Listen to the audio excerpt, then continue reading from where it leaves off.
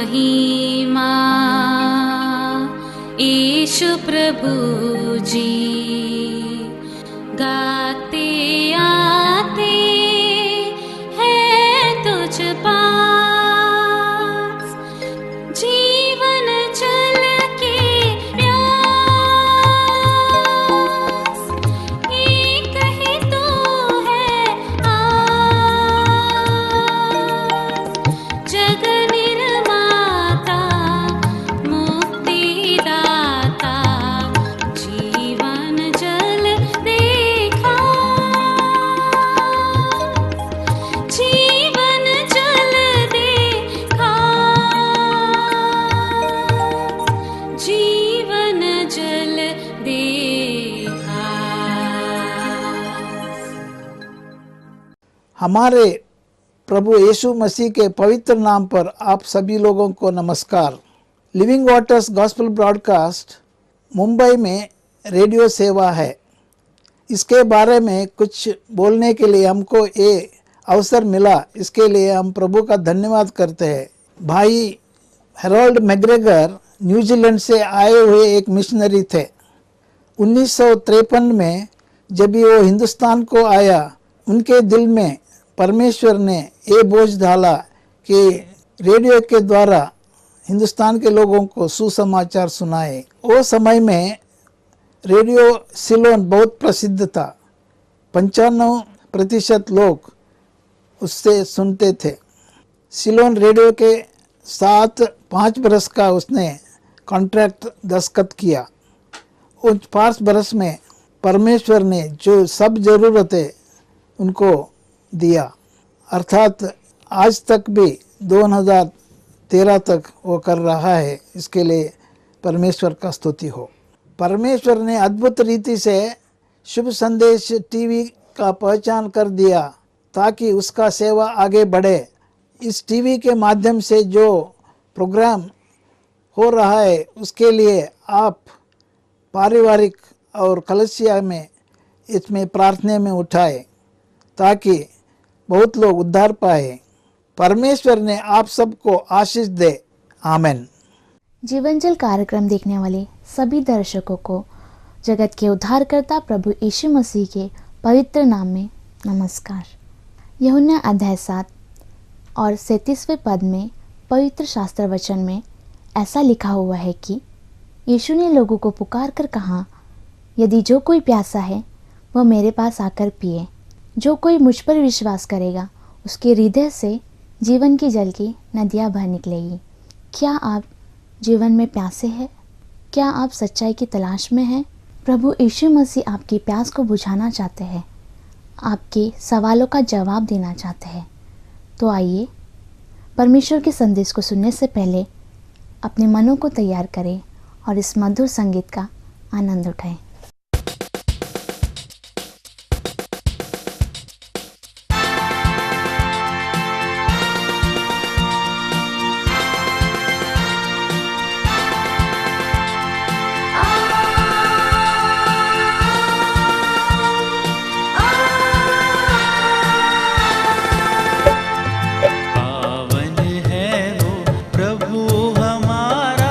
उसकी जय जयकार करो।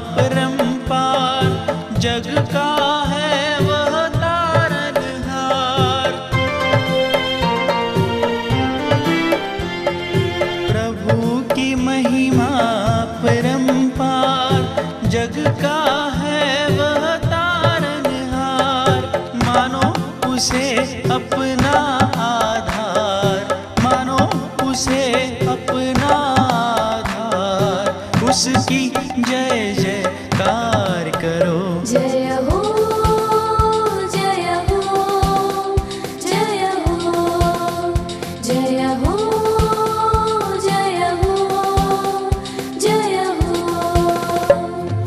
पावन है वो प्रभु हमारा, उसकी जय जयकार करो। निर्बल का वह बल है न्यारा, उसकी जय जयकार करो। जय हो जय हो जय हो जय हो जय हो जय हो जय हो जय हो। जीवन जल कार्यक्रम देखने वाले सभी दर्शकों को हमारा जय मसीह की। एक बार फिर से परमेश्वर के वचन को हम लेकर आपके सम्मुख में उपस्थित हैं। और जैसे कि पिछले दिनों में हम लोगों ने जिस विषय को मनन किया था, पाप और उसका परिणाम, हम उसे जारी रखते हुए आगे और भी कुछ बातों को मनन करेंगे। और उम्मीद करते हैं, आशा करते हैं और प्रार्थना भी करते हैं कि परमेश्वर हम सब के जीवन में इन वचनों के द्वारा, इन पदों के द्वारा आशीष देवे और बहुत सारी बातों को सीखते हुए हम प्रभु के मार्ग में यूं ही बढ़ते चले। प्यारे मित्रों, पिछले दिनों में जो मनन कर रहे थे और उसका अंतिम भाग जो 6वां बात मैं बता रहा था, और वो ये था कि एक व्यक्ति जब पाप करता है तो उसका परिणाम उसे भुगतना पड़ता है। और वो ना केवल भुगतता है परंतु आने वाले पीढ़ी में कई दिनों तक उसको उसका अंजाम भुगतना पड़ता है। कि हमारे जीवन में हम पाप करके उसके दंड से तो बच सकते हैं लेकिन उसके प्रभाव से नहीं बच सकते हैं। पाप प्रभु के लोगों के जीवन में प्रभु कदापि नहीं चाहता है। प्रभु चाहता है कि हम एक पवित्र जीवन को बिताने वाले बनने पाए, चाहे वो प्रभु का खास से खास व्यक्ति क्यों ना हो। उदाहरण के तौर पर हम लोगों ने दाऊद के जीवन से देखा था। दाऊद एक ऐसा व्यक्ति था जिसको परमेश्वर ने धूलि पर से उठाकर इज़राइल देश के सिंहासन पर बिठा दिया था। परमेश्वर ने उसको सब कुछ दिया जिसके बारे में उसने कभी कल्पना भी नहीं किया था। परमेश्वर उसके परिवार के लोगों के बीच में, समाज के बीच में उसका नाम ऊंचा किया। वो बहुत ही प्रतिष्ठित एक व्यक्ति बन गया। सब कुछ पाने के पश्चात थोड़े समय के लिए वो बहक गया जब उसका सामना एक ऐसे परीक्षा से हुआ जिसको वो खड़ा नहीं हो पाया। गोलियात जैसे बड़े शूरवीर को मार के गिराने वाला दाऊद एक स्त्री के सम्मुख में पूरी तरह से परास्त हो गया। वो स्त्री थी उरिया की पत्नी। उसने अपनी पत्नी के रूप से ले लिया, और ना केवल लिया, उस पाप से बचने के लिए या उसके जानकारी दूसरों को ना हो इसके लिए उसके पति को भी बहुत ही अद्भुत तरीके से या बहुत ही चालाकी से मरवा दिया। वो सोचता था कि शायद कहानी खत्म हो गई, इसके बारे में और किसी को जानकारी नहीं होगी, लेकिन उसे पता नहीं था कि परमेश्वर सब कुछ देखता है। चाहे वो दाऊद हो, चाहे कोई भी क्यों ना हो, परमेश्वर कभी पाप से समझौता नहीं कर सकता। परमेश्वर कभी ये नहीं कहेगा कि अरे चलो भाई, ये आदमी बहुत अच्छा है, मेरी बातों को मान करके चलता है, इतने सालों तक तो सब अच्छा है, सब ठीक ठाक है, छोटा सा तो किया है, क्या है, चलेगा। परमेश्वर कभी ये नहीं कहेगा। प्यारे मित्रों, परमेश्वर हमेशा पाप के विषय में काफ़ी गंभीर हो जाते हैं। कभी उसमें कोई प्रकार का पाप नहीं है और वो संपूर्ण पवित्र हैं। अपने लोगों से यही चाहते हैं कि वो अपने जीवन में आगे बढ़ते चले। अगर कोई व्यक्ति प्रभु को पा लिया है, उसके बाद में कोई पाप में अगर गिर गया है, तो ये बहुत ज़रूरी है कि वो प्रभु के साथ में फिर से समझौता कर ले, मन फिरा ले, पश्चाताप कर ले और प्रभु की ओर फिर जाए। लेकिन एक बात हमेशा याद रखें कि पाप जो उसने पहले किया उसके लिए उसको क्षमा तो मिल गई, लेकिन वो परिणाम जो है उसको भुगतना ही पड़ेगा, उसको उसका प्रभाव सहना ही पड़ेगा। तो वही बात हम लोग यहाँ पर पढ़ रहे थे। दाऊद ने यह काम किया, लेकिन दाऊद के बाद में उसके खानदान में से आहाब राजा, जिसके बारे में वचन में हम पढ़ते हैं कि वो एक दुष्ट राजा था, उसने भी वैसा ही काम किया जो दाऊद ने काम किया था। दूसरे के बगीचे को अपना बनाने के लिए उसने उसके मालिक को नाबोत को मरवा दिया और अंत में परमेश्वर का दंड ऐसा आया कि परमेश्वर ने उसको भी मार दिया। प्यारे मित्रों, परमेश्वर के दंड से नहीं बच सकते। वचन में हम पढ़ते हैं, दाऊद हालांकि परमेश्वर से माफ़ी मांग लिया, क्षमा मांग करके फिर से दोबारा परमेश्वर के साथ में संगति करने लगा, ठीक ठाक करने लगा, लेकिन परमेश्वर उससे कहा कि तेरे घराने से तलवार फिर कभी दूर नहीं होगी। उसका घराना हमेशा तलवार के अंदर ही आता है, या कहा जाए तलवार उसके घराने के ऊपर में हमेशा लटकती रही।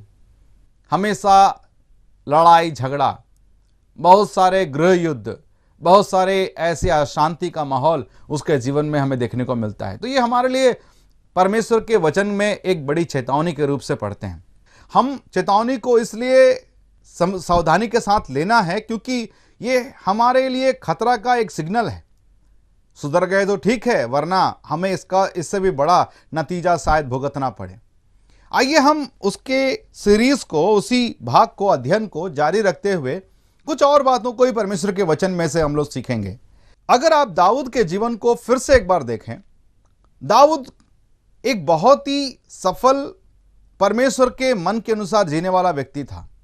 पहला पाप उसने किया जिसका परिणाम उसको मिला, लेकिन उसने एक और भी गलती किया और उसे लगा शायद ये गलती उतनी बड़ी नहीं थी, लेकिन इससे परमेश्वर काफी नाराज हो गए।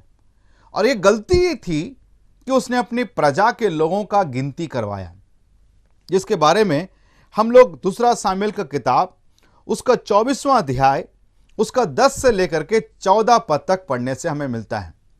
प्रजा के लोगों का गिनती करवाना, या कहा जाए सैनिकों का गिनती करवाना, ये कार्य राजा दाऊद ने इसलिए किया ताकि उसको पता चले कि मेरे देश में कितनी प्रजा है, कितने सैनिक हैं, कितने बलशाली हैं, कितने सारे लोग हैं। तो इससे क्या हुआ? इसमें उसमें क्या बड़ी भूल उसने की है, क्या उसने गलती की है? लेकिन अगर आप राजा दाऊद के जीवन में अगर आप देखेंगे प्यारे मित्रों, तो एक बात हमको मिलता है कि राजा दाऊद जब भी युद्ध करने जाता था, परमेश्वर से पूछता था, परमेश्वर मैं युद्ध करने जा रहा हूं, आप बताओ कि मैं युद्ध करने जाऊं कि ना जाऊं। क्योंकि दाऊद के मन में यह बात पूरा विश्वास था और पूरी तरह जानता था कि युद्ध परमेश्वर का है। मुझे राजा बनाया है, ये मेरे बलबूते पर नहीं है, मैं इसके योग्य भी नहीं हूं, ये परमेश्वर ने बनाया है। गोलियात को हराया है तो ये मेरे समझदारी के द्वारा नहीं हुआ है, ये मेरे बल के द्वारा नहीं हुआ है, ये परमेश्वर के द्वारा हुआ है। इस बात को दाऊद को किसी को बताने की जरूरत नहीं थी। दाऊद बचपन से ही इस बात को वो जानता था कि दाऊद परमेश्वर के ऊपर में जब तक भरोसा रखता है, परमेश्वर उसके जीवन में हमेशा विजय ही दिलाया। कभी उसके चेहरे को काला होने नहीं दिया, कभी उसके सिर को झुकने नहीं दिया।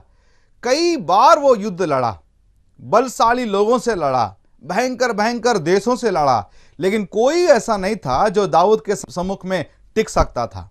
कोई टिक नहीं सकता। इसके कारण नहीं कि दाऊद बहुत ताकतवर था, लेकिन इसके कारण क्योंकि दाऊद के पीछे परमेश्वर और परमेश्वर की सेना खड़ी थी। तो परमेश्वर के सेना के ऊपर, परमेश्वर के ऊपर में दाऊद का पूरा ईमान था, पूरा विश्वास था कि ये मुझे कभी असफल नहीं होने देंगे, ये मुझे कभी नहीं छोड़ेंगे, ये मेरे संग रहेंगे, और जब तक मैं उसके साथ हूं, जब तक मेरा भरोसा उसके साथ है, परमेश्वर कभी भी मेरे चेहरे को अंधेरा होने नहीं देगा। लेकिन प्यारे मित्रों, बहुत सालों के बाद जब राजा दाऊद बहुत सारे देशों को पराजय कर चुका, उसकी देश की क्षेत्रफल की वृद्धि हो गई, बहुत बड़ा विस्तार हो गया, उसका देश बढ़ता चला गया, बहुत सारे देश उसमें मिलते चले गए। कोई दाऊद के सम्मुख में टिक नहीं सकता, पहले ही अपने आप को समर्पित कर देता था। लेकिन दाऊद के मन में एक ऐसा विचार आया, मैं अपने प्रजा के लोगों का गिनती करवाऊं, मैं अपने सैनिकों का गिनती करवाऊं, और जान तो लूं कि ये लोग कौन हैं, और जान तो लूं कि ये लोग कितने में हैं, और जान तो लूं कि मेरी ताकत कितनी है, मेरी ताकत कितनी है, मेरे साथ कितने लोग खड़े हैं। मैं कितना ताकतवर हूं, मैं किसका मुकाबला कर सकता हूं, मैं कितना बड़ा हूं, कितना महान हूं, कितना शक्तिशाली हूं, यह जानकारी मुझे यदि हो तो मैं किसी का भी मुकाबला कर सकता हूं। इसी मनसा से प्यारे मित्रों, क्षण भर के लिए उसने परमेश्वर के ऊपर से अपने भरोसे को उठाकर सैनिकों के ऊपर में, लोगों के ऊपर में रख दिया, गिनती करवाना आरंभ किया। परमेश्वर काफी दुखित हुआ। परमेश्वर को ये बिल्कुल भी अच्छा नहीं लगा। परमेश्वर जानता था कि परमेश्वर के लोगों के लिए ये जरूरी है कि वो परमेश्वर के ऊपर ही केवल भरोसा करें। जिस क्षण हमारा भरोसा अपने आप के ऊपर, हमारे बुद्धि के ऊपर होता है, वही क्षण हमारे जीवन में गिरावट आ जाती है। प्यारे मित्रों, दाऊद के जीवन में जब ऐसा दौर आया, उसने जब गिनती करवाना आरंभ किया, पता है परमेश्वर ने क्या किया? वचन में हम पढ़ते हैं, दूसरा सामुएल का किताब 24 अध्याय, उसका 10 से लेकर के 14 तक मैं पढ़ रहा हूं, जरा ध्यान से सुनिएगा। प्रजा की गणना करने के बाद दाऊद का मन व्याकुल हुआ और दाऊद ने यहोवा से कहा, यह काम जो मैंने किया वह महापाप है। तो अब हे यहोवा, अपने दास का अधर्म दूर कर, क्योंकि मुझसे बड़ी मूर्खता हुई है। बिहान को जब दाऊद उठा तब यहोवा का यह वचन गाद नाम नबी के पास, जो दाऊद का दर्शी था, पहुंचा। प्यारे मित्र, परमेश्वर के सम्मुख में दाऊद ने यह गलत काम किया कि क्षण भर के लिए परमेश्वर के ऊपर भरोसा छोड़कर अपने आप के ऊपर भरोसा किया, अपनी ताकत का गिनती लगाना आरंभ किया। जैसा ही किया, दाऊद को आभास भी हो गया कि उसने गलती किया है। तुरंत उसने अपने आप को परमेश्वर के सम्मुख ला करके माफी मांगा। परमेश्वर, मैंने ये महापाप किया। यही बात परमेश्वर का दास दाऊद कहता है। लेकिन परमेश्वर ने दूसरे ही दिन सुबह सुबह बिहान को उसके एक दास, जिसका नाम यहां पर लिखा हुआ है गाद नाम नबी के द्वारा दाऊद के सम्मुख में परमेश्वर का वचन यूं पहुंचा। क्या कहता है? देखिए 12 अध्याय कि जाकर दाऊद से कह कि यहोवा यूं कहता है, मैं तुझको 3 विपत्तियां दिखाता हूं, उनमें से एक को चुन ले कि मैं उसे तुझ पर डालूं। सो गाद ने दाऊद के पास जाकर इसका समाचार दिया और उसे पूछा, क्या तेरे देश से 7 वर्ष का अकाल पड़े? यह पहला विपत्ति परमेश्वर चाहता है कि उस देश में डाले। 7 साल का अकाल उस देश में पड़ना, वह 3 महीने तक तेरे शत्रु तेरा पीछा करता रहे और तू यहां वहां भागता रहे। वह तेरे देश के में 3 दिन तक मारी फैली रहे। अब सोच विचार कर कि मैं अपने भेजने वालों को क्या उत्तर दूं।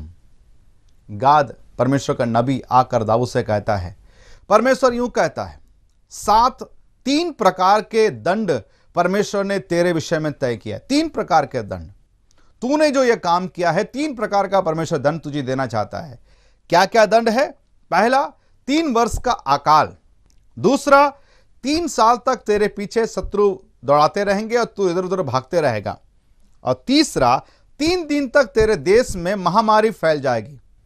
तीनों भयंकर है, तीनों भयंकर है। तीनों के द्वारा बहुत नुकसान होने वाला है। गलती किसने किया? दाऊद ने किया।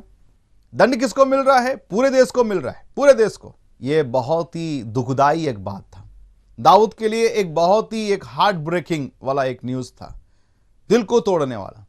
दाऊद बहुत पछताया, अरे मैंने ये गलती किया, मैं इतना बड़ा राजा, मुझे परमेश्वर ने धूली में से, राख में से निकाल करके गद्दी पे बैठा दिया। इसके बावजूद मैं ऐसा इंसान हूं कि उसी परमेश्वर के ऊपर मैं भरोसा नहीं कर पा रहा हूं और मैं ऐसा काम करता हूं यह दिखाने के लिए कि परमेश्वर देख, मेरी इतनी ताकत है, मुझे अब तेरी जरूरत नहीं है। परमेश्वर उसको सबक सिखाना चाहे। परमेश्वर कहता है, बेटा देख, तेरे ऊपर मैं ये 3 दंड लेकर के आता हूं। दाऊद बहुत ही चालाक था, बहुत ही समझदार था। परमेश्वर के पास में गिड़गिड़ा कर क्या कहा पता है? देखिए दूसरा सामुएल 24 का 14। दाऊद ने गाद से कहा, मैं बड़े संकट में हूं, हम यहोवा के हाथ में पड़े, क्योंकि उसकी दया बड़ी है, परंतु मनुष्य के हाथ में मैं ना पड़ूंगा। तब यहोवा इज़राइल में बिहान से लेकर ठहराए हुए समय तक मारी फैलाया रहा और दान से लेकर बर्शेबा तक रहने वाली प्रजा में से 70,000 पुरुष मर गए। 70,000 पुरुष मर गए। प्यारे मित्रों, यहां पर हम एक बात को देखते हैं। दाऊद समझदारी से परमेश्वर से कहता है, परमेश्वर तू तो महान है, तू तो दया का धनी है, तेरे को जैसा अच्छा लगता है तू वैसा कर। ये तीनों ही खतरनाक दंड है मेरे लिए। चाहे तू 3 सालों का अकाल लेकर के आए, भयंकर बात है। तू 3 साल तक मेरे पीछे शत्रु को लगा दे, ये भी मेरे लिए भयंकर है। 3 दिन तक मारी फैलाता रहे, ये भी मेरे लिए भयंकर है। लेकिन प्रभु, आपके हाथों में मैं सौंप देता हूं, तेरे को जैसा अच्छा लगता है तू वैसा कर। दाऊद सोचता होगा कि शायद ऐसा बोल करके मैं बच जाऊंगा, शायद ऐसा बोलूंगा, प्रभु के पास गिड़गिड़ाऊंगा, प्रभु बोलेगा ठीक है बेटा चल, दोबारा मत करना। लेकिन परमेश्वर ने उसको क्या किया? वचन में हम पढ़ते हैं 3 दिन तक मारी फैल गई, दान से लेकर के बर्शेबा तक। दान मतलब इजराइल देश का एक ऊपरी वाला भाग, और बर्शेबा मतलब निचला वाला भाग, ऊपर से लेकर के नीचे तक। अगर हम अपने भारत के बारे में बताएं तो कश्मीर से लेकर के कन्याकुमारी तक जो बोलते हैं ना, वही हिसाब है। क्या हुआ? परमेश्वर ने मारी को फैलाया, और क्या हुआ उसका नतीजा? लिखा हुआ है बाइबल में 70,000 पुरुष मर गए। 70,000 पुरुष मर गए। कितनी ही भयंकर बात है। एक इंसान की गलती के कारण, एक इंसान का वो निर्णय के कारण, गलत फैसले के कारण 70,000 पुरुष मर गए। प्यारे मित्रों, इन तमाम चीजों को सीखने से एक ही बात पता चलता है, परमेश्वर पाप से घृणा करता है।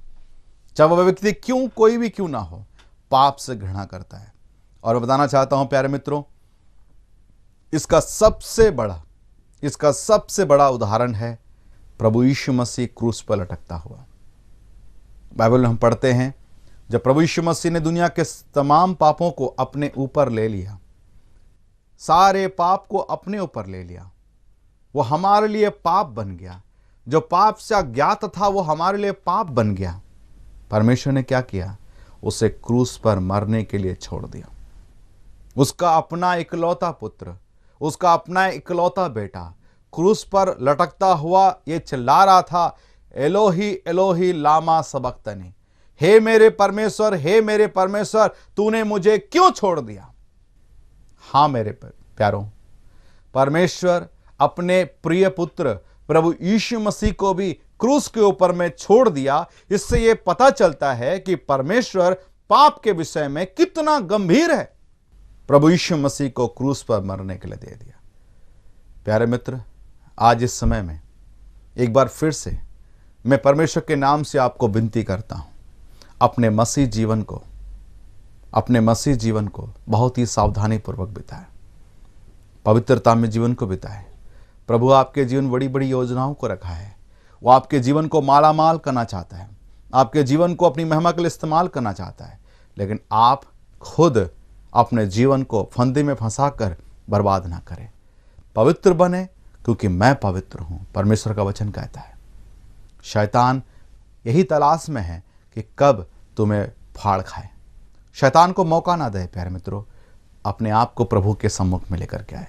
पाप और उसका परिणाम, मुझे उम्मीद है कि इन वचनों को सुन करके आप पाप की गंभीरता को समझ गए होंगे। अपने जीवन को बहुत ही संभाल करके हमें बिताना बहुत जरूरी है।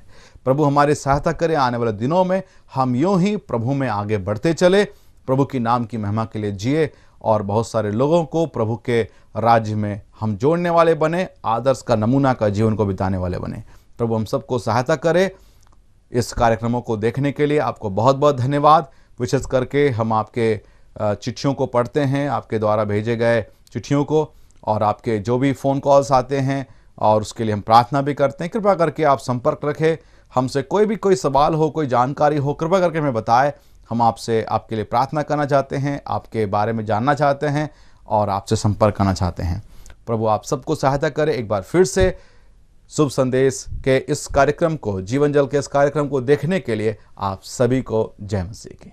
क्या परमेश्वर ने इन वचनों द्वारा आपसे बात की है, या आप इस विषय में अधिक जानकारी प्राप्त करना चाहते हैं, या आप प्रार्थना के विषय को बांटना चाहते हैं, तो निस्संदेह होकर हमसे संपर्क करें। हमारा पता है living water gospel broadcast, Nav Bhavna 422 SPS road, post box number 19161, Prabha Devi, Mumbai 400025।